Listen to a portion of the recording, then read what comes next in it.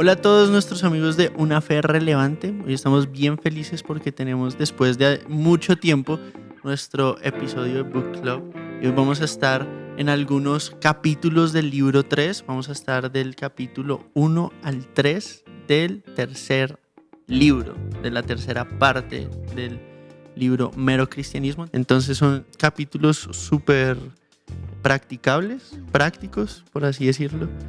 Y yo creo que es importante que, aunque no estén leyendo el libro, claro que si lo leen muchísimo mejor, pero si no lo están leyendo, sepan que esto va igual a tratar temas profundamente importantes para nuestra vida diaria y para nuestro entendimiento de lo que es la fe cristiana aplicada en una sociedad no cristiana, que es mucho de lo que anhelamos como hacer y aprender a través del podcast. Entonces hoy tenemos nuestras invitadas usuales de el Book Club, que son Vicky y Mitch. Bienvenidas después de mucho tiempo.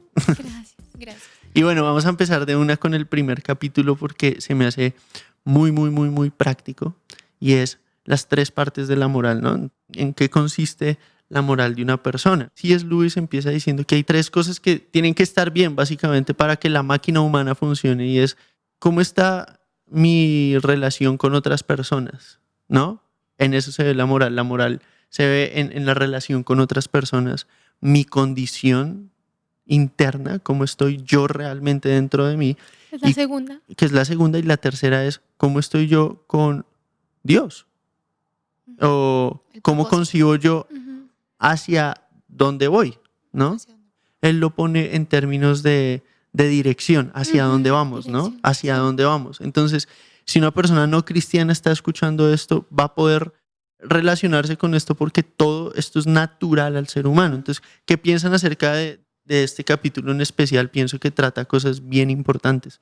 A mí me pareció súper importante la manera en que ejemplifica el tema de estas 3 áreas con el tema de los barcos. Y quería preguntarte, bueno, si puedes también darnos un poquito ese ejemplo para que los demás podamos entender más de lo que vamos a empezar a hablar, porque con los barcos se muestran las 3 áreas que acabas de decir. Él básicamente da el ejemplo de que las 3 partes de la moral se puede entender como una flota de barcos en formación. Entonces él dice, es importante que cada barco esté en su posición para que todos puedan avanzar correctamente. Pero para que cada barco esté en su posición, la máquina interna de cada barco tiene que funcionar bien, porque de nada sirve decirle a un barco que vaya en una dirección cuando sus sistemas de dirección no sirven. No se lo permite. Y lo otro es que tienen que ir hacia la dirección correcta, porque nada sirve, y él ponía el ejemplo, si tienen que ir a Nueva York y terminan en Calcuta, de nada sirve que se hayan puesto en formación si van a la dirección incorrecta. Entonces, creo que eso resume lo que es el capítulo en general, pero me gustaría preguntarles, ¿qué les llama la atención en cuanto a aplicarlo a diario? ¿Cómo vemos esto en la sociedad? ¿Es real en las dificultades que se ven en las relaciones con otras personas? ¿Se ve a escalas de diferentes proporciones? ¿Qué piensan? Bueno, a mí algo que me llamó mucho la atención es que él explica que como todo el mundo ve la moral, es el primer punto, ¿no? Todos están de acuerdo en que yo me debo llevar bien con otras personas, pero casi todos ignoramos o nos quedamos simplemente ahí, y el mundo se queda simplemente ahí, pero no avanza a preguntarse la segunda parte que tú decías, como Total. El estar bien internamente me permite poder estar bien con los demás, ¿no? Y si no vemos eso, nos estamos quedando como muy cortos. Eso es intensamente real hoy, en la sociedad en la que vivimos hoy, porque es fácil querer como la tolerancia y que todos nos llevemos bien, pero cuando se trata de como examinarse a uno mismo, ya la gente se empieza a incomodar, ¿no? Sí. La frase que dice es, no puede ser malo porque esto no le hace daño a nadie, que es como la frase que define el pensamiento moderno. Lo que determina que es malo, no es malo, es simplemente porque no le hace mal a nadie, pero lo que tú dices, pues no muestra esa parte interna de nosotros. Él responde ese argumento diciendo que no es posible que eso se pueda aplicar si la condición interna no cambia. Es decir, eventualmente se va a romper. No sé, acá se da mucho, por ejemplo, las peleas en el metro, ¿no? Cuando alguien no deja pasar al otro, cuando se sientan en un lugar que alguien más tenía apartado. Como que esa buena intención se rompe por la condición interna que hay. Entonces él dice, y a lo que también Mitch apuntaba es, si no está bien esa relación interna, básicamente como, no relación, sino más bien condición interna, tampoco, mucho menos voy a querer hablar de lo otro, ¿no? Mucho menos voy a querer hablar de lo espiritual. ¿Algo que agregar ahí? A mí me gusta mucho que él hable que cuando las cosas internas no se corrigen, por más de que hayan buenas leyes, no va a poder realmente como cambiar la sociedad, porque lo que acá él dice, porque encontrarán, hablando de los seres humanos, una nueva manera de llevar a cabo el antiguo juego bajo el nuevo sistema. Entonces, finalmente, y yo creo que ahí es la parte donde aquellos que creemos en Jesús vemos el valor tan profundo de lo que él vino a hacer, es cambiar el corazón del hombre. Porque eso es algo que aquí él deja muy claro, y es que no se puede hacer buenos a los hombres por ley. Así existan, y lo que tú estás poniendo, se ven ejemplos prácticos del día a día, por más de que hayan ciertas leyes, siempre mientras nuestro corazón esté lleno de arrogancia, de codicia, de egoísmo, etcétera, etcétera, no vamos a poder realmente transformar la manera en la que como sociedad estamos viviendo. Entonces, a mí eso también se me hizo súper importante, ver el papel del evangelio. Y eso que tú dices es algo de lo que hace así es Luis tan buen escritor, es que él va como destilando temas que después va a desarrollar más, y ese tema en específico se va a convertir en un tema súper importante más adelante en el libro. Entonces, como a menos que cambie el corazón, no va a cambiar la sociedad. Hay un ejemplo que me llama la atención también, más adelantito, ahí mismo dice que un hombre, ¿no? Lo que tú decías, que dice, lo que yo estoy haciendo no está mal porque no le causa daño a otros. Y pone el ejemplo del barco, ¿no? Mientras mi barco no se choque con el otro barco, pues estoy bien. Pero también C.S. Lewis dice, pero al final a ese hombre no le importa si es su propio barco, porque pues o es el barco de alguien más. O sea, si no le está importando que él a su vida se haga daño, por así decirlo, tampoco le va a importar el barco de alguien más. Claro, sí. Eso es totalmente fundamental. ¿De quién es el barco? Exacto. Es la pregunta del millón, ¿no? Y acá lo dice, que hace una gran diferencia el hecho de que ese barco sea de mi propiedad o no. Hay muchísimas cosas que hablar de solo ese tema. Sí, es verdad. Pero yo creo que hay que seguir a lo que él construye. Y el siguiente capítulo avanza en el tema. No sé si tú quieras empezar con el ¿De segundo. las virtudes cardinales? Ajá. Bueno, de las virtudes cardinales, creo La que... razón de la risa es porque les voy a confesar que yo no sabía el título. Entonces Vicky me tuvo que mostrar el libro. Aquí todo es totalmente natural. No, pero es súper... Bueno, es que no es un pero título... Pero ya vi el título. No. Son las virtudes cardinales. Ya, yo quiero decir algo, es que no es tan... Bueno, yo leí ese título y yo fui como, ¿de qué está hablando? ¿Qué significa virtudes cardinales? La verdad, ni siquiera sabía qué significaba ni una palabra ni la otra. O sea, tenía como un concepto vago de que virtud es algo bueno. Ajá. Y cardinal es como algo que te da norte, pero pues ya, hasta ahí. Pero lo explica. Al principio del capítulo es diciendo por qué se llaman cardinales, y es porque la palabra cardinal, según él explica, es un eje alrededor de lo que todo lo demás gira. Entonces es como un eje, un parámetro. Y estas 4 primeras virtudes de las que vamos a hablar son generales. Hay otras 3, son 7 virtudes cardinales, 4 son generales y 3 son teologales o específicamente cristianas.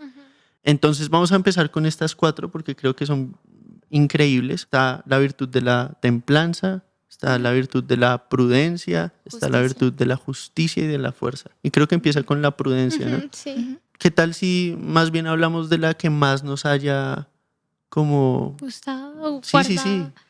Como interesado. Yo puedo empezar por la prudencia, justamente porque ahí él explica que muchos cristianos podemos pensar, ¿no? O de principio podemos pensar que, y él lo dice así, no importa que yo sea listo, con que sea bueno, pero también explica que eso no fue a lo que Cristo nos llamó, sino que porque Él quiere que seamos buenos, es necesario que involucremos todo eso, y eso pues habla un poquito del sentido común, ¿no? El saber... Involucrar todo en el sentido de mente, corazón, cuerpo, todo. Y él dice que si realmente alguien quiere ser cristiano, tiene esa intención, debe saber que va a involucrar todo de su vida, su corazón, su cerebro, su inteligencia, su esfuerzo. Y a eso es lo que él llama, ¿no? La prudencia, el saber que sus acciones pues van a tener una respuesta. Implica todo. Eso es muy importante y yo creo que encierra una de las razones por las que hacemos este book club. Porque como cristianos nosotros todos tenemos que aprender a pensar, y como no cristianos, los que no son cristianos y oyen este podcast, es bueno que tengan una evaluación de la cosmovisión cristiana justa. No perfecta, pero justa, en el sentido de razonable perspectiva cristiana acerca de la vida. Y algo que él dice que encierra para mí este principio es: el Señor nos llamó a ser como niños en nuestro corazón, pero no como niños en nuestra mente. Y eso es algo que a mí se me quedó en el subconsciente mucho, porque hasta hoy lo digo. Es verdad, yo siempre te lo había escuchado y leyendo este libro dije, ya entiendo, Pipe, ¿dónde dice eso? Bueno, ya entiendo, Pipe. Leyéndolo me di cuenta, de aquí lo saqué porque yo lo decía inconsciente. Yo le decía a Vicky eso, perdón, pero es que hace ratito hablábamos y le digo, me di cuenta que leyendo el libro, como que yo decía, claro, yo también creo esto, pero creo que es porque, y nunca lo había leído, pero es porque hemos aprendido como cristianos, y ese es el título, ¿no? Como conducta cristiana. Entonces hemos aprendido eso a través de la Biblia, y tal vez no lo habíamos estudiado, no sabíamos, pero también teníamos esto como que estamos de acuerdo. Pero no sabía yo también, también estoy de acuerdo con esto. Sí, cosas, por ejemplo, que son muy reales. Uno tiene que crecer en la madurez para poder distinguir el bien del mal en situaciones complejas. Y hacer eso es la definición de prudencia. Y es la intención del podcast en sí, es aprender a pensar cristianamente acerca de la vida. Y eso requiere profunda dedicación. Y la dedicación solo brota de amar algo mucho. Entonces, como que hay una conexión importante. La siguiente. Esa a mí me gustó mucho, la verdad. ¿La Para templanza? mí fue mi favorita. La templanza como ese dominio propio. Y me gustó mucho porque en mi caso, o sea, en mi vida personal, me siento muy identificada como él lo describe, que es esa mesura, esa medida que tú tienes en las cosas. Entonces dice, está mal definida la templanza, porque en la época que él lo escribió, la templanza se definía como abstenerse de bebidas alcohólicas. Sí. Pero él dice, la templanza no es abstenerse, no es abstinencia, no es que tú digas, y es algo completamente bíblico. Creo que la Biblia una y otra vez en el Nuevo Testamento específicamente nos impulsa a que nosotros tenemos libertad para hacer todas las cosas, o digamos comer todas las cosas, pero que tenemos que mirar si nos conviene. Y si nos conviene en amor. Entonces él dice, la templanza es este sentido de que tú no haces algo porque tal vez ves que le perjudica a la persona que tú amas o que tienes al lado, ves que te perjudica a ti, te conoces como tus tendencias y sabes hasta qué punto te conviene hacer algo o disfrutar algo. Entonces la templanza tiene que ver con mucho realmente aprender a disfrutar las cosas y las aprendes a disfrutar viendo cuál es el límite, cuál es la medida que conviene de acuerdo a la sabiduría y a la prudencia que ya hablamos, pero creo que está también muy unido con eso. Por ejemplo, el capítulo que hicimos de la felicidad tiene que ver, hay cosas que específicamente, no sé si este es el capítulo que empieza diciendo que le preguntaron a un niño en la escuela. No, es el primero. ¿Es el primero? Ese ejemplo se conecta mucho con este. Y ese fue el ejemplo que usamos en el capítulo de la felicidad, porque yo creo que la templanza resume lo que significa ser feliz, es poder disfrutar cada cosa a su tiempo, que es otra cosa que la Biblia dice, y no ser dominado por nada. Todas las cosas me son lícitas, pero no todas me convienen. Y Pablo más adelante dice, yo no me voy a dejar dominar por ninguna de las cosas, porque entonces dejo de ser libre y me convierto en un esclavo de esa tendencia, ¿no? La siguiente virtud también es súper importante. También la hemos hablado en el podcast, pero este es un tipo de justicia diferente porque él después va a hablar de algo que sí enfatizamos mucho. Pero en este caso, él cómo define la justicia. Mi esposa, para los que no saben, es abogada. Entonces, particularmente, esta virtud la has desarrollado, la imparcialidad. La imparcialidad, pero claro que la aclara, no es solo justicia de tribunales, de juzgados, sino que es esto de ser honesto, de cumplir tu palabra, sí, como ser una persona imparcial en todo su pensamiento, sus acciones, no preferencias en ningún sentido. Eso es a lo que habla con justicia. No profundiza mucho el tema, la verdad, pero creo que en términos generales es eso. Es verdad, es verdad. Y bueno, hablando de justicia, también yo notaba que a lo que apunta él es a la virtud, ¿no? Y entonces él hace un ejemplo y dice que no porque alguien haga una acción justa o a una acción de templanza significa que eso sea lo que más importe, porque cualquiera puede tener una acción simplemente, pero lo que hace la virtud es el carácter que genera practicarlo, ¿no? Y eso es lo que realmente importa. Bueno, con eso cierra el capítulo, eso es súper importante, pero creo que nos falta una virtud que es la fortaleza. Y la fortaleza él la define como, Mitch daba la palabra agallas, ¿no? Ahorita antes de grabar, porque para los que no saben, antes de grabar el podcast, nos sentamos a organizar todas nuestras ideas. Y yo creo que leer así un libro es increíble porque uno lo puede dialogar. Entonces, si ustedes lo están leyendo y hay algo que les gustó, que quieran mencionarnos, pues escríbanos y lo discutimos juntos. Hay mucha, como se dice, mucha tela por cortar. Mucha. Escoger qué hablar porque es mucho. Total. Entonces, lo que les damos acá es como una discusión así como grupal. Entonces, por ejemplo, esto de la fortaleza él lo describía en 2 aspectos. La capacidad de enfrentar situaciones difíciles y la capacidad de resistir momentos dolorosos. Y ahí él lo conecta todas estas 4 con la virtud.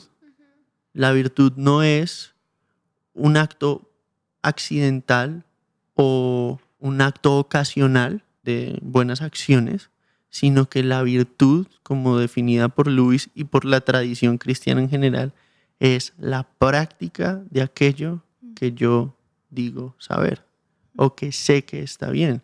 Es practicarlo. Entonces él daba un ejemplo bien chévere de un tenista, ¿no? ¿Cómo era el ejemplo? Decía como que un tenista desarrolla ciertas cualidades, ¿no? Entonces cuando aún no está en la cancha, pues se puede ver que él es tenista porque tiene ciertas características. Entonces también decía de un matemático lo mismo, como que podemos ver que una persona tiene un cierto carácter o cualidades porque las practica o porque aún cuando no está haciendo una suma, tiene esta mentalidad de matemático. Yo entendía esto, ¿no? La virtud no es simplemente hacer cosas, sino la razón por la cual las haces es lo que es importante. Entonces, esto nos lleva a un punto crucial del evangelio y es: yo no hago las cosas para hacer algo, sino que por cuanto he recibido algo, mis acciones son el fruto de lo que soy. Entonces no hago para hacer, sino que soy, por lo tanto hago. Y eso es lo que hace la gracia. Yo soy hijo de Dios, comprado por lo que Cristo hizo, y eso da un resultado y es querer actuar como Él actuó. Y estas primeras 4 virtudes encierran esto de lo que nosotros hacemos es el reflejo de lo que somos. Y eso no quiere decir que no nos equivoquemos, sino que reconocemos cuando nos equivocamos. Claro. Y que ya se va a conectar con el capítulo 4, sé que vamos primero por el 3, pero más en el 4 vamos a profundizar un poquito eso de, a pesar de que nos equivocamos, seguimos haciendo algo y eso que implica en lo que somos. Aquí yo me quiero robar un poquito una idea, algo que platicaba con Carlos, mi esposo, que ya ha estado en otro... Sí, que hoy está detrás de cámaras. Pasado. Y justamente hablábamos y él me decía, ¿sabes qué? Esto de las cualidades también tiene que ver con las bienaventuranzas. Claro. O sea, como que no son simplemente que yo lo haga por hacerlo, porque a veces tenemos esta idea que, bueno, solamente Dios quiere que cumpla estas reglas, ¿no? Pero no es así, sino que Él busca nuestro corazón y cómo debemos ser. Y Él me daba este ejemplo de las bienaventuranzas y es como que hay que practicarlas, ¿no? Que son las virtudes cristianas, exacto. Y bueno, el capítulo 3 nos manda de una vez a cuál es el concepto de la relación social o de la comunión social del cristiano. ¿Cuál es el ethos cristiano de sociedad? Y él lo resume en lo que Jesús nos enseña con la regla de oro. Hagan con el prójimo, hagan con el otro lo que les gustaría que hicieran con ustedes. Y esto es muy importante porque algo con lo que él empieza diciendo es: la Biblia no funciona como Es decir, nos dice ayuda al prójimo, dale de comer al hambriento, pero no te dice en tu contexto cultural qué le debes cocinar, sino que nos da principios y se necesita un poder especial para aprender a aplicar eso en el contexto cultural en el que estamos. Eso se me hace increíble, poder aterrizar las ideas y los principios bíblicos a una sociedad también requiere la ayuda de Dios. ¿Qué es lo que hablábamos, por ejemplo? Yo sé que estoy haciendo acá una propaganda de otros episodios, pero de eso se trata la teología cristiana, de poder aplicar lo que aprendemos en la Biblia acá. Y esto es muy importante en cuanto al concepto de política cristiana, o desde una perspectiva cristiana más bien. Es lo que permea es, hagan con los otros lo que les gustaría que hicieran con ustedes. ¿Qué piensan? ¿Qué les interesó? Bueno, muchas cosas. A mí, de verdad, este capítulo me gustó mucho, me recordó mucho, como decíamos, los episodios que ya hemos hecho, y el de justicia social, el de ¿era Jesús un comunista? Pero muchísimo. Pero voy a empezar, digamos que por la conclusión que él saca, y es que para poder vivir en una sociedad donde le hago a mi prójimo lo que me gustaría que a mí me hicieran, como me gustaría que me trataran, necesito primero amar a mi prójimo como a mí mismo. Y él dice, y nadie puede llegar a amar a su prójimo como a sí mismo si primero no ha amado a Dios. Y nadie puede amar a Dios si no ha aprendido a obedecerlo. Entonces es como toda una cadenilla. Y yo agregaría a esa cadena uno más. Nadie puede obedecer a Dios si primero no ha recibido a Dios en su corazón. Claro. Porque en últimas la cadena necesita un fundamento. O bueno, la estructura necesita el fundamento. Y él lo va a hablar, creo que en el siguiente capítulo, si no estoy mal, va a ver cómo hay un punto en que nuestras fallas de conducta, por decirlo de esta manera, nos No me gustaría muestran... que lo hubiera agregado en este. Sí, es verdad. No tal cual como lo dijiste, pero más bien iba al punto de que nos muestran lo débiles que somos y que no podemos y que necesitamos la fuerza y depender de Dios. Y finalmente nadie, por eso que no tenga a Dios, va a poder obedecer a Dios, porque Sí. Dios da la fuerza para hacerlo. Total. Entonces, bueno, eso, no sé si quieres decir algo antes de seguir. Precisamente también había marcado como el highlight de que no podemos funcionar como sociedad si no amamos a Dios, ¿no? Y también creo que en el siguiente habla de el ideal es que podamos ser una sociedad cristiana, ¿no? Como que para poder funcionar bien, pero no podemos esperar a que ya todos seamos cristianos para que podamos impactarlo, ¿no? Y él dice, bueno, tenemos de dos. Una, hacerlo, ser ejemplo en lo que aún siendo cualquier profesión que tengamos, es ser excelentes, porque él nos da la fuerza para poder hacerlo. Y dos, que podamos también trabajar en ello, ¿no? Como que... Eso es increíble porque, bueno, algo que él dice en este caso es la necesidad de cristianos que actúen como cristianos en el lugar de su profesión. Entonces, por ejemplo, él decía, no vas a poner a los clérigos o a un pastor a escribir poesía porque su trabajo es guiar al cristiano en su discipulado, pero es el trabajo del poeta cristiano escribir poesía cristiana o escribir poesía en general que refleje su fe. A mí me parece eso increíble porque creo que es algo que necesita mucho la iglesia en general hoy. De pronto vivimos en una cultura cristiana que se ensimisma un poco y creo que parte de lo que significa ser cristiano es ser sal y luz en la cultura en la que estamos. Algo que él menciona ahí, dice, de hecho, mucha de la gran poesía en la historia de la humanidad ha sido hecha por cristianos. Y creo que eso no se puede perder. El arte, la economía, que es otro tema que toca, que se me hace profundamente importante cuando habla esto de la cultura de interés. Y dice, yo no sé mucho de economía, pero las tres sociedades importantes, los judíos, los griegos y los romanos, detestaban los intereses. Sí. Entonces se me hace como una... Pero ahí dice, y por eso es necesario un economista cristiano, porque yo no sé de esto. Dice, yo sé de otras cosas, de economía no sé, pero qué importante en esto sería un economista cristiano. Ajá, entonces dice, aunque yo no sé de esto, sí sé que la historia ha demostrado que esta cultura de generar intereses por todo no funciona. Y bueno, lo conecta con esto de la necesidad de ayudar al prójimo. Sí. Básicamente parte de ser cristiano en la sociedad es ir por el necesitado, ir por el que tiene hambre y no ver la caridad como una opción, sino como un resultado de haber recibido gracia, en otras palabras, obviamente. Pero hay algo que me encanta, que es nuestra conclusión del episodio anterior. Y es, los de derecha cuando lean mi capítulo van a decir que soy muy de izquierda. Los de izquierda van a decir que soy muy de derecha. Pero eso pasa cuando uno habla del evangelio. Sí. Y pasa porque cada uno, sin darnos cuenta, tendemos a querer agarrar las porciones del evangelio que se acomodan a nuestras preferencias, especialmente en esta área, por así decirlo, política. Sí, no, a mí me pegó durísimo.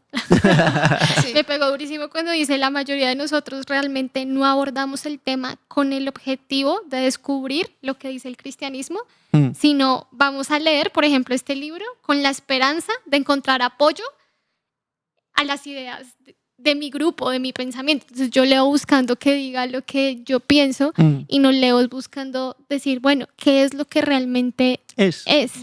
Y el ejemplo que da de cómo se vería una sociedad verdaderamente cristiana, dice, lo vemos en el Nuevo Testamento.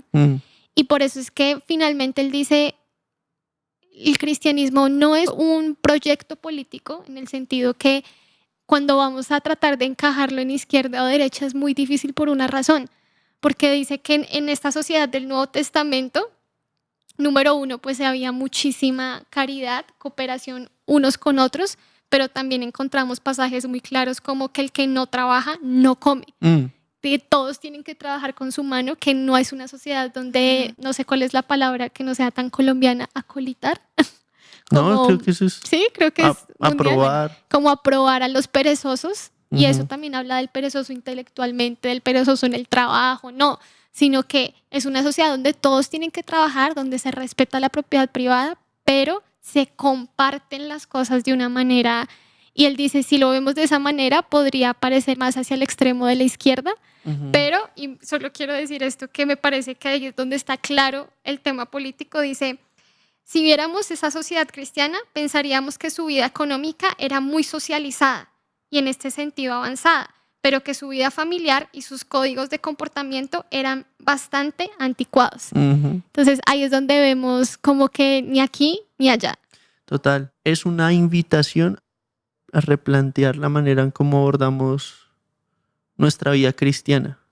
No abordamos la vida cristiana para afirmar nuestros prejuicios, sino para ser más como Jesús, y eso va a romper muchos de nuestros prejuicios acerca de lo que es la fe.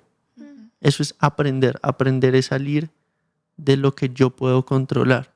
San Agustín decía, si estudias a Dios y lo puedes entender, no es Dios aquel que estás estudiando. Es básicamente, no es tanto de qué tanto puedo yo controlar, sino qué tanto realmente soy controlado por el Espíritu de Dios a ser más como Jesús, como cristiano. Y como no creyente es ver que el cristianismo yo no lo puedo prejuzgar porque asumen X o Y posición política, sino que lo tengo que entender como en sus propios términos. Y en sus propios términos es, el barco le pertenece a Jesús, eso impacta la manera en la que trato a otros y eso impacta la manera en la que me veo a mí mismo. Entonces creo que eso es un increíble reto para todos nosotros y vamos a dejar ahí por el momento y vamos a continuar después con los siguientes 3 capítulos. ¿Cómo se llaman? Al menos el cuarto para que se... El próximo se llama... Para que se animen. Se llama La moral y el psicoanálisis. No. El psicoanálisis y la moral. La moral y el psicoanálisis, sí. Entonces habla un poquito de Freud. Entonces los que les gusta la psicología pueden ver nuestro episodio con la doctora Rebecca McLaughlin cuando hablamos de psicología y después leer este capítulo y ver qué es lo que piensan los cristianos de la psicología, y también vamos a hablar de la sexualidad desde la perspectiva cristiana. Entonces el próximo book club va a estar súper increíble y no se pierdan nuestro episodio el próximo lunes. Los invitamos a que nos sigan en nuestras redes sociales. Yo estoy mirando a Vicky mientras digo esto para ver si se me escapa algo, pero si quieren enterarse cuando sacamos contenido nuevo, prendan las notificaciones en el canal de YouTube o en Spotify o donde sea que escuchen, o en iTunes, donde sea que escuchen el podcast. Y bueno, gracias chicas creo que fue una gran conversación. Nos vemos la próxima.